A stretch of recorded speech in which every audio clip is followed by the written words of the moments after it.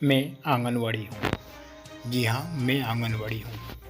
मैं सभी ग्राम पंचायतों, शहरों, निकायों सभी जगह उपलब्ध हूँ। जब महिला शादी होके आती है और गर्भ धारण करती है, जब से मेरा संबंध इस आंगनवाड़ी से बन जाता है। जब मैं दात्री के रूप में रहती हूँ, तब भी मेरा संबंध इस आंगनवाड़ी से होता है तथा बच्चा जब जन्म लेता है, जब कोख में होता है, तो गोद भराई की रस्म भी मेरे वहाँ ही होती है।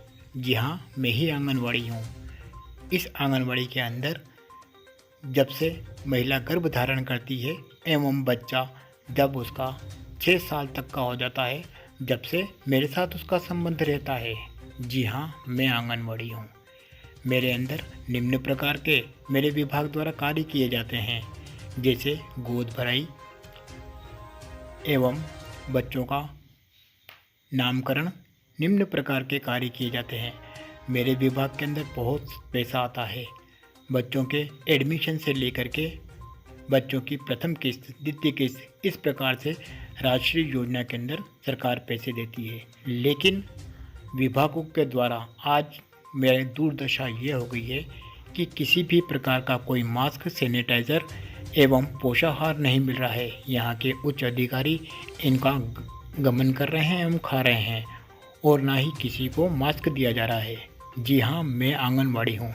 हम लोगों ने मिलकर के कोरोना काल में सबसे अहम जिम्मेदारी निभाई थी, लेकिन ना ही प्रशासन ने हमारी सुध ली और ना ही सरकार ने, और हमारे को किसी भी प्रकार से कोई सहायता प्रदान नहीं की गई।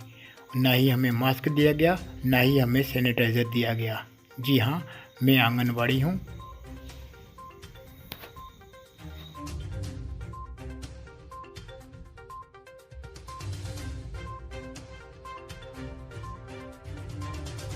भैया आपका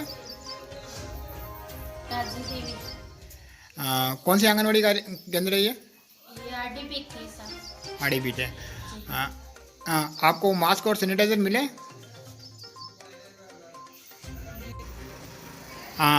मास्क और सैनिटाइज़र आपको मिले या नहीं मिले? नहीं मिले सर। अच्छा, अभी तक कितना आपने पोषाहार बांटा जनवरी से लेकर आज तक? सैनिटाइज़र और मास्क देने थे, तो क्या आपको विभाग के द्वारा सैनिटाइज़र और मास्क मिले? नहीं मिले सर। आपके खाते में 200 रुपये डालने का था, वो मिला है या नहीं मिला है? अभी 2000। मेरी बात सुनो एक मिनट। आप लोगों को जनवरी में क्या क्या मिला था? जनवरी में कुछ मिला था आप लोगों को? माथाकोशी नहीं की और ये 2 किलो ही हमने मान्य कर दी कि चलो मैं अगले साल में, तो पिछले साल में 3 किलो मिली थी। रामचंद्र जी, आपकी बात क्या एलएस से हुई थी कि 2 किलो दाल मिल रही है, 3 किलो दाल मिल रही है? एलएस से आपने बात की इस संबंध में? जी सर। तो उन्होंने क्या कहा? 3 किलो मिलेगी। 3 किलो मिलेगी। 0 से 5 साल। आपको दी कितनी? 2 किलो।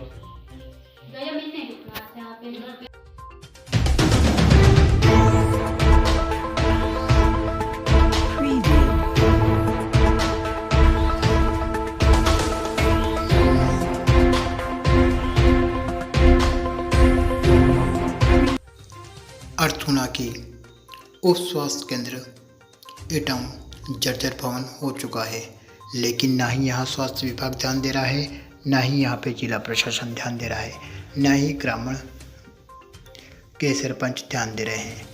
एक एनएम के भरोसे चलती है उप स्वास्थ्य केंद्र। यहाँ 2600 लोग निवास करते हैं, जहाँ पर एक एनएम है। उनका कहना है कि किसी भी प्रकार से कोई सुविधा उपलब्ध नहीं है। एक एनएम के भरोसे चलता है यह उप स्वास्थ्य केंद्र। जब मैं उनसे कहती हूँ कि इस भवन का रख रखाव करो, सुधार करो, तो सरपंच महोदय कहते हैं कि आप अपने विभाग से पैसे मांगो, मेरे पास पैसे नहीं हैं, मैं आपके विभाग को लिख देता हूँ।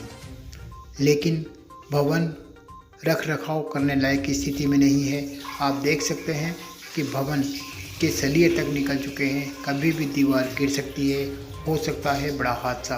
लेकिन प्रशासन इस ओर ध्यान नहीं दे रहा है, ना ही स्थानीय ग्राम पंचायत इस ओर ध्यान दे रही है। स्वास्थ्य मनुष्य के लिए सबसे आवश्यक वस्तु है और उसका ही जब भवन जर्जर हो तो मानव के स्वास्थ्य की कैसे रक्षा की जा सकती है। जब सरपंच से कहा जाता है तो सरपंच लड़ाई झगड़े पे उतारू हो जाता है। આપણે આ દવાખાનાવાળી છે દીકરો લો આ સાઈન કરી આલો નહીં કરી આલો ગળી કવડા કરી આલો હા બાર તારે હું આજે સભા છે કે હે કરી આલો નહીં કરી આલો તો હો ચારે તારે કુટવી આવે ને મારા વગર કુટી કુટવી લે કુટવી આવે કુટ અરે ભાઈ હું સાઈન કરાવી રહ્યો કા કુટવાની વાત નહીં હે આ નહીં કરી હે સાઈન